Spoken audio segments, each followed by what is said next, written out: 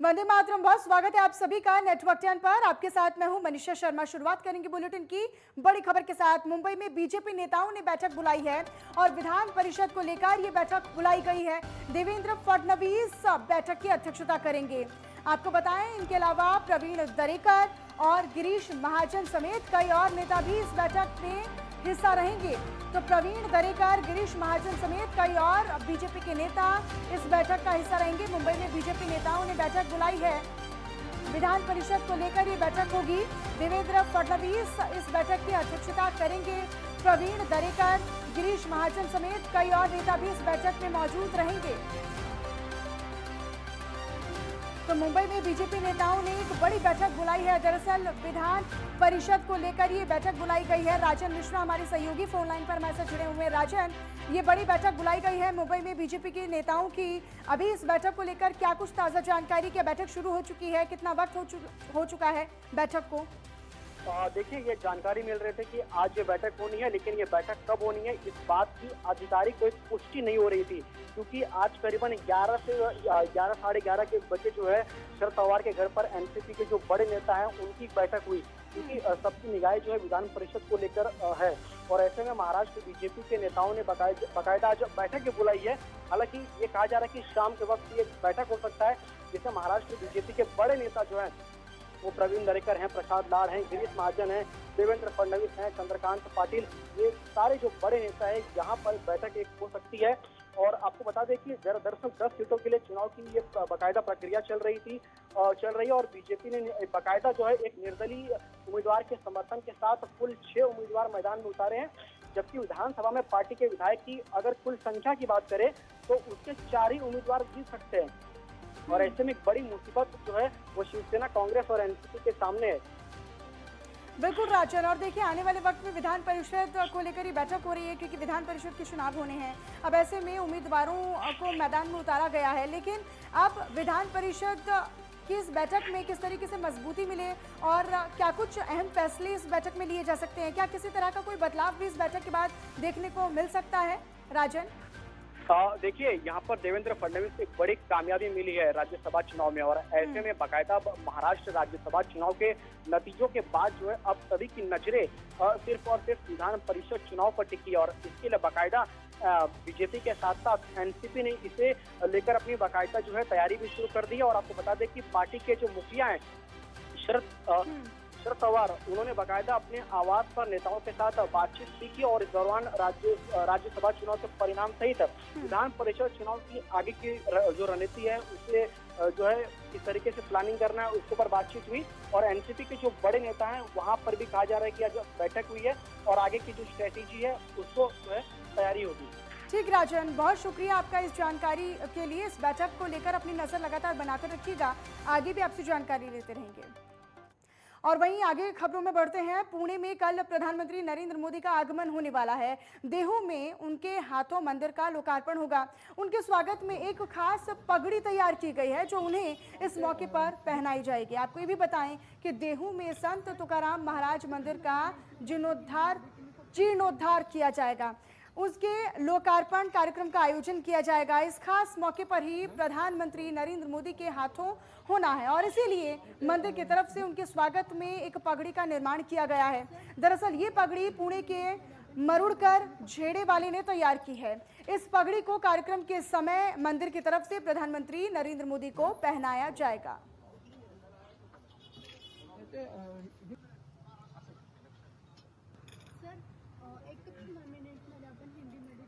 मुकुंद कदम हमारे सहयोगी हमारे साथ फोन लाइन पर जुड़े हुए हैं। मुकुंद, कल पुणे में प्रधानमंत्री नरेंद्र मोदी का आगमन होगा, दौरा रहेगा, किस तरह की तैयारियां हैं?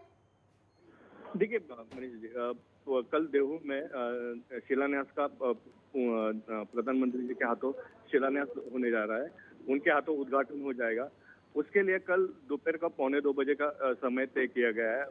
पुणे में प्रधानमंत्री जी आने के बाद उनके लिए मंदिर की ट्रस्ट की ओर से एक अलग से ही और एक अलग तरीके का एक फेटा बना है, जिसमें पुणे का हर एक चीज दर्शाता हुआ दिखाई देगा। ये फेटा जो है मुरुड़ के झंडे वाले को दिया था इसका काम। उन्होंने इसे बड़ी बारकाई से 2 हफ्ते में इसको बनाया गया है, खास तौर पे प्रधानमंत्री जी को देने के लिए। और कहीं ना कहीं ये जो पगड़ी है वो इसलिए भी खास है क्योंकि बहुत मशक्क़त और मेहनत से तैयार की गई है। उनके स्वागत में खास तरह की पगड़ी तैयार की गई है। लेकिन अगर हम उनके दौरे की कल की बात करते हैं तो क्या कुछ वो कार्यक्रम रहेंगे जो कल होंगे? उनके लोकार्पण कार्यक्रम का क्या कुछ आयोजन किया गया है? किस तरह के उनके कार्यक्रम को लेकर तैयारियां हैं? व्यवस्थाएं क्या कुछ है प्रशासन की, मुकुंद? हाँ, पिछले 2 दिन से मंदिर को बंद रखा गया है। पुलिस की ओर से कहा जा रहा है कि प्रधानमंत्री जी आने वाले, उसके बंदोबस्त के हिसाब से 2 दिन के लिए लोगों को दर्शन के लिए मनाही की हुई है। साथ ही में पूरा देहू गांव में पूरा बंदोबस्त किया हुआ है। और साथ ही में जब प्रधानमंत्री जी देहू में पहुंचेंगे और वो जब गाड़ी से उतरेंगे, वहां से लेके मंदिर तक जाने का जो फासला है वो करीब 150 से 200 मीटर तक का है। तो उस पूरे रोड के ऊपर दोनों तरफ से वो वारकरी संप्रदाय के लोग खड़े होने वाले हैं। उनकी ओर से भजन कीर्तन का प्रोग्राम का आयोजन किया गया है। हाँ। साथ में ताल मुर्दुन यानी भी सुरक्षा बजाया जाएगा। व्यवस्था प्रशासन की तरफ से जो व्यवस्थाएं हैं वो पुख्ता है, मुकुंद। लेकिन अगर हम विकास योजनाओं की बात करें या फिर सौगातों की बात करें तो क्या पुणे वासियों को किसी प्रकार की कुछ खास सौगातें प्रधानमंत्री के द्वारा कल मिल सकती हैं? अभी तक तो बाकी के बारे में कहा तो नहीं गया है कि कल और 2-3 जगह पे भी उनके हाथों उद्घाटन होना है। और साथ ही में मुंबई में भी उनका एक प्रोग्राम है। साथ ही में कल आने के बाद और क्या क्या घोषणाएं करते हैं वो देखने वाली बात होगी। और उनके और साथ ही में उन क्या क्या घोषणा करेंगे वो देखना पड़ेगा। ठीक ठीक मुकुंद, अपनी नजर बनाकर रखिएगा। आगे भी आपसे जानकारी लेते रहेंगे खबरों पर, आप बने रहिएगा हमारे साथ। और वहीं पुणे में प्रधानमंत्री नरेंद्र मोदी का आगमन होने वाला है, जहां पर पीएम मोदी देहू में संत तुकाराम महाराज मंदिर के लोकार्पण कार्यक्रम में भी शामिल होंगे और इसी के चलते पीएम की सुरक्षा के पुख्ता इंतजाम भी कर लिए गए हैं। दरअसल पुलिस की तरफ से सुरक्षा के लिए गश्त बढ़ा दी गई है और इसी दौरान पुणे के गौरी आली में एक दुकान में बंदूक की गोलियां मिली हैं। आपको ये भी बताएं कि प्रधानमंत्री नरेंद्र मोदी की सुरक्षा के लिए पुणे में आयुक्त अमिताभ गुप्ता की तरफ से ऑपरेशन ऑल आउट चलाया गया और साथ ही साथ पुणे के सभी बदमाशों को पकड़ा गया है। और यही वजह है कि पुलिस को जानकारी मिली है कि एक दुकान में बंदूक की गोलियां मिली हैं। पुलिस ने जब कार्रवाई की तब 56 जिंदा गोलियां, 89 खराब गोलियां और साथ ही साथ 970 बुलेट लिड मिले हैं। आपको बताएं कि पुलिस ने दुकान के मालिक को इस पूरे प्रकरण के बाद हिरासत में लिया है और 15 जून तक पुलिस हिरासत में ही भेजा गया है।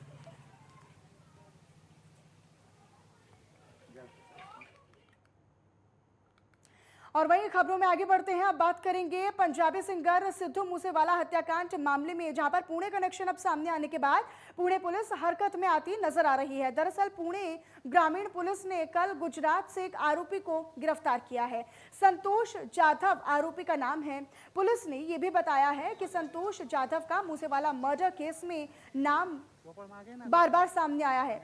कल देर रात संतोष जाधव को गुजरात से पुणे लाया गया है। पुलिस ने जानकारी दी और ये बताया कि मूसेवाला केस में संतोष जाधव का नाम मीडिया के माध्यम से सामने आ रहा है, लेकिन संतोष जाधव पर पुणे में एक हत्या का केस चल रहा है और उस केस में संतोष जाधव की तलाश पुलिस कर रही थी, जिसमें संतोष जाधव को कल रात गिरफ्तार किया गया है। संतोष जाधव पर मौका के अंतर्गत कार्रवाई भी की गई है और इस आरोपी को मदद करने के कारण पुलिस ने एक और आरोपी को गिरफ्तार किया है। फिलहाल पुलिस संतोष जाधव का मूसेवाला हत्याकांड केस में हाथ है या फिर नहीं, इसकी जांच शुरू होने का बता रही है। फिलहाल पुणे पुलिस ने संतोष जाधव और उसके साथी दार दोनों को गिरफ्तार कर लिया है। कोर्ट में पेश करने के लिए 20 तारीख तक दोनों को पुलिस रिमांड दी गई है। हुआ ये इन्फॉर्मेशन अभी हमारे पास नहीं, क्योंकि हमारी प्रायोरिटी वो नहीं है। अभी हमारे एरिया में क्या हो रहा है वो प्रायोरिटी है इन्वेस्टिगेशन। उसके बेस पे जो हमारा अभी तक का इन्फॉर्मेशन है, हमें ये लगता है कि संतोष जो है वो पहले इसके टच में आया और उसके बाद इसने ये 2-3 लोग जो हमने पकड़े हैं, जो अभी हमारा इन्वेस्टिगेशन चल रहा है, जो और लोग अपने को पता चलेंगे, उनको उनके संपर्क में लाने वाला ये संतोष है और होना चाहिए। अब क्योंकि संतोष मिला है, उसके बाद ही हमें पता चलेगा कि ये गैंग का फॉर्मेशन कैसे हुआ, इनका कांटेक्ट कैसे हुआ महाराष्ट्र से, क्यों हुआ, किस लिए हुआ, ये सब अभी होगा, अगले 7-8 दिन में जो इन्वेस्टिगेशन होगा उसमें पता चलेगा। तो कल देर रात ही संतोष जाधव को गुजरात से पुणे लाया गया है। मुकुंद कदम हमारे सहयोगी लगातार हमारे साथ फोन लाइन पर जुड़े हुए हैं ज्यादा जानकारी के साथ। मुकुंद, कल देर रात ही संतोष जाधव को गुजरात से पुणे लाया गया है, अभी कितनी पूछताछ हुई है, कितनी चीजें सामने आई हैं, कितने लोगों के नाम लिए गए हैं? नहीं, अभी तक तो पहले तो महाकाल को पकड़ा गया था, उसके बाद संतोष का नाम सामने आया है। तो संतोष को जब सामने आया तो उसको ढूंढने में पूरी पुलिस लगी हुई थी। पुणे में पुलिस ढूंढ रही थी, उसे गुजरात में ढूंढ रही थी। करीब 8 दिन की बड़ी मशक्कत के बाद वो राजस्थान के अंदर ये संतोष जाधव और उसका एक साथीदार भी साथ में मिला है। उन दोनों को लेके पुणे पुलिस उन्हें पुणे लेके आई हुई है। आज उन्होंने पुलिस ने आज पत्रकार परिषद लेके वो जाहिर किया कि वो दोनों को हमने पकड़ा है, पर अभी तक आगे उनके साथ में वो पूछताछ शुरू है कि उनका इस मूसेवाला हत्याकांड में हाथ है या नहीं है। साथ ही में लेकिन मुकुंद देखिए, संतोष जाधव पर पुणे में पहले से एक हत्या का केस अभी चल रहा है, यानी आपराधिक श्रेणी का ये व्यक्ति है जिससे अब आगे पूछताछ हो रही है। हाँ जी, उसके ऊपर मनसर में एक हत्या का मामला दर्ज है। वो मौका के अंतर्गत उस पर कार्रवाई भी हो चुकी है। तब जाके उसको ढूंढने में पुलिस लगी और उसके बाद ये पूछताछ के बाद पता चला कि ये संतोष जाधव भी हो सकता है और अभी उसको हिरासत में ले लिया है। उससे वही पूछताछ करनी है कि इसका बिश्नोई गैंग से कुछ कनेक्शन है या नहीं है। साथ ही में मूसेवाला के साथ हत्याकांड में भी उसका हाथ है या नहीं है, ये जानकारी पुलिस ने अभी तक पूरी तरह से बताई नहीं है। उन्होंने सिर्फ कहा है कि हम पूछताछ कर रहे हैं और जैसे ही मुकुंद, जानकारी ये भी है कि पुणे पुलिस ने संतोष जाधव के साथ साथ 2 और लोगों को गिरफ्तार किया है, उनके साथ ही 2 लोगों को गिरफ्तार किया गया है। कहाँ के लोग हैं और कहाँ से आए थे, किस तरह से उन्होंने इस पूरे मामले में किस तरीके से शामिल नजर आ रहे हैं, ये क्या अभी तक साफ हो पाया है? 3 लोगों को पकड़ा हुआ है। जो अभी जो कहा जा रहा है कि 3 जन को पकड़ा है, वैसे नहीं है। पहले जो इसको महाकाल का जो पकड़ा था, महाकाल कामले को जो पकड़ा था, साथ ही में अभी कल जो उन्होंने पकड़ा है वो संतोष जाधव और नवनाथ नाम का ये आरोपी है। इन दोनों को राजस्थान से पकड़ा हुआ है और उन्हें सामने खड़ा किया हुआ है अभी। और पहले से ही ठीक मुकुंद, अपनी नजर लगातार बनाकर रखिएगा, आगे भी आपसे जानकारी लेते रहेंगे। बहरहाल बहुत धन्यवाद आपका इस अपडेट और जानकारी के लिए। फिलहाल यहाँ पर वो बुलेटिन में वक्त एक छोटे से ब्रेक का है, आप बने रहिएगा हमारे साथ।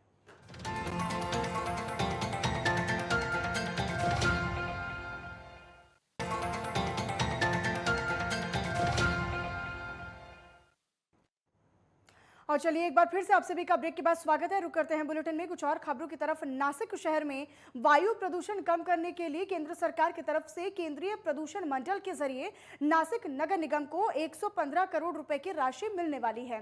आपको ये भी बताएं कि केंद्र सरकार ने देश के 15 राज्यों के 42 शहरों में वायु गुणवत्ता कार्यक्रम निर्धारित किया है, जिसमें नासिक शहर भी शामिल है।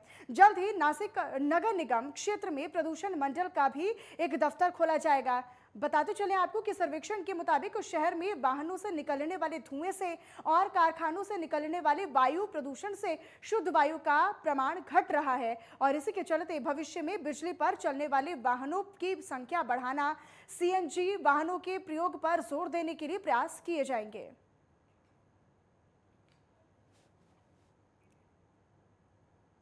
महाराष्ट्र के भाईंदर में नवघर पुलिस ने एक युवक की हत्या का खुलासा कर दिया है। दरअसल पुलिस ने 2 आरोपियों को इस पूरे मामले में गिरफ्तार किया है। पुलिस के मुताबिक कंपनी में चाय पिलाने के दौरान एक मामूली से विवाद में आरोपी ने अपने साथी के साथ मिलकर युवक को चाकू मारकर मौत के घाट उतार दिया, जिसके बाद पुलिस ने आरोपी के खिलाफ मामला दर्ज कर लिया था और आरोपी की तलाश में जुटी हुई थी और फिलहाल पुलिस ने आरोपी को गिरफ्तार कर आगे की कार्रवाई शुरू कर दी है। ऐसी माहिती प्राप्त हुई कि वह जो आरोपी है उपेंद्र चौहान, वह परप्रांतीय दूसरे राज्य का रहने वाला होने की वजह से वह राज्य छोड़ने का, मुंबई छोड़ने का तैयारी में है। यह माहिती हमारे पुलिस स्टेशन ने स्थानीय क्राइम ब्रांच से भी साझा की और दोनों ने मिलके इसके अंदर टेक्निकल एविडेंसेस कलेक्ट करके उसको वो जहाँ पे था और जहाँ से भागने की कोशिश कर रहा था वहां से उसको अरेस्ट कर लिया गया है। दोनों आरोपी की जो पुलिस कस्टडी है वो माननीय न्यायालय ने मंजूर की है। पुणे में भवानीपेट के विशाल सोसाइटी में धमाका हो गया। दरअसल खड़क पुलिस स्टेशन के पुलिस निरीक्षक विष्णु ताम्हणे ने ये जानकारी देते हुए बताया कि वॉशिंग मशीन ठीक करते वक्त फायर गैस टॉर्च में ज़्यादा फ्लो छोड़ने की वजह से ये धमाका हुआ। दरअसल पुलिस ने इस मामले में एक युवक को भी पकड़ा है जो इलेक्ट्रॉनिक चीज़ों की रिपेयरिंग करते हैं, वहीं वॉशिंग मशीन की भी रिपेयरिंग भी कर रहा था।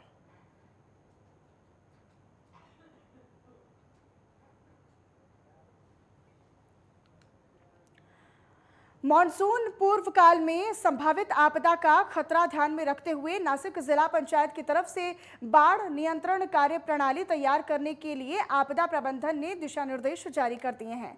दरअसल जिला आपदा प्रबंधन अपने आदेश में ये कह चुका है कि जिला पंचायत की तरफ से आपदा से जुड़ी जानकारी जल्द से जल्द लोगों को पहुंचाने के लिए हर एक गांव स्तर पर सरपंच, ग्राम सेवक, पुलिस पाटिल, पंचायत समिति सदस्य का एक व्हाट्सएप ग्रुप बनाया जाए और साथ ही साथ सक्षम नोडल अधिकारी नियुक्त कर उनका नाम, मोबाइल फोन और ईमेल आपदा प्रबंधन विभाग को दे दे।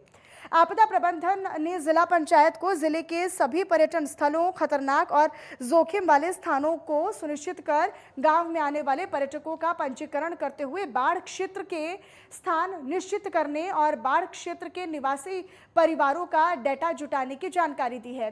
वहीं साथ ही साथ बाढ़ स्थिति में नदी किनारे पर कोई भी अवरोध उत्पन्न ना हो, किसी तरह की कोई समस्या पैदा ना हो, इसलिए एहतियातन कदम उठाने और हर एक गांव में चिकित्सा सुविधाएं, विशेष रूप से ऑक्सीजन और दवाइयां भंडारण करने पर ध्यान देने के लिए जिला आपदा प्रबंधन ने जिला पंचायत को निर्देश दिए हैं।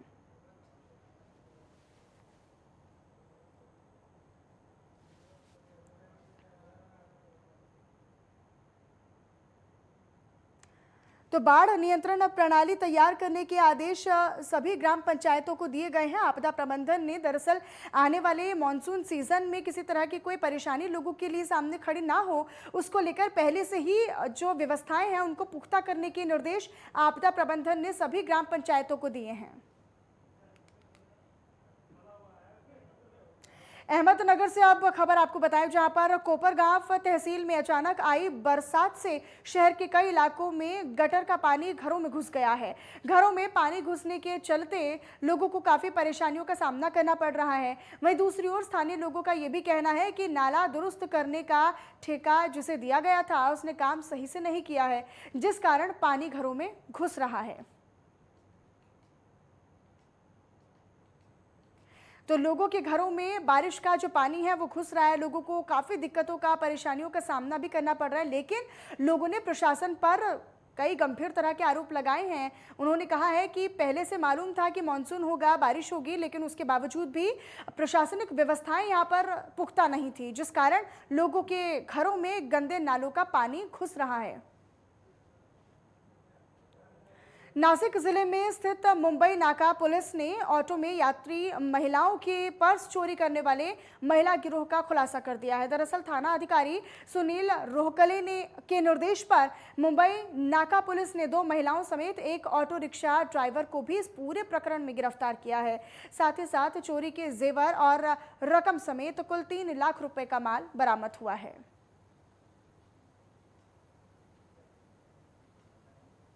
तो पुलिस हिरासत में 3 लोग लिए गए हैं। महाराष्ट्र के नासिक जिले में दरअसल 2 महिलाएं और एक ऑटो रिक्शा चालक शामिल था, जो इस तरह की चोरी की वारदातों को अंजाम देते थे और इस पूरे गैंग का खुलासा पुलिस ने कर दिया है। 3 लाख रुपए का माल आरोपियों के पास से पुलिस की तरफ से बरामद किया गया है।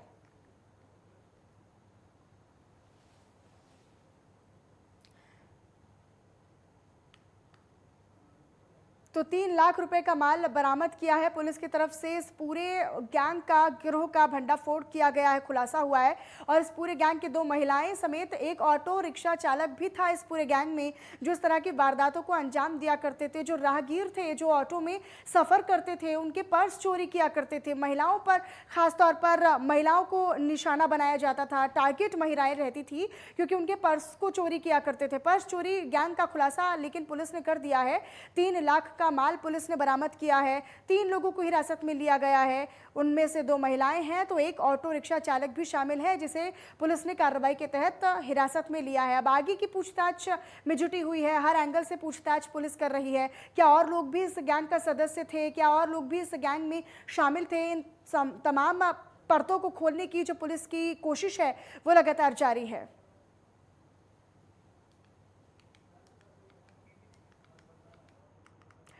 और वहीं आगे बढ़ते हुए अगली खबर की बात करेंगे, जहां पर आपको बताया धुलिया पुलिस के हाथ एक बड़ी कामयाबी लगी है। दरअसल पुलिस ने अनाज चोरी करने वाले गिरोह के 4 लोगों को गिरफ्तार कर लिया है और उनसे करीब 4,20,000 रुपए के अनाज बरामद किया गया है। आपको ये भी जानकारी दें कि ये चोर ग्रामीण इलाकों से गोदामों से अनाज चोरी कर फरार हो जाया करते थे। धुलिया जिले के ग्रामीण इलाकों से लगातार तीसरी वारदात को इन चोरों ने अंजाम दिया है।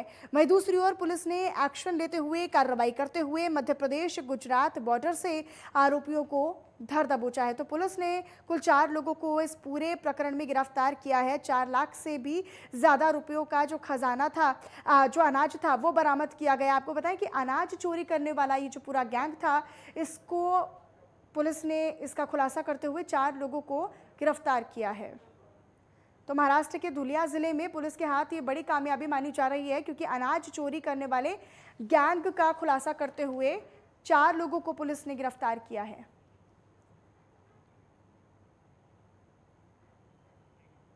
और चलिए फिलहाल इन्हीं तमाम खबरों के साथ इस खास बुलेटिन में इतना ही, लेकिन आप बने रहिएगा नेटवर्क 10 के साथ। जय हिंद।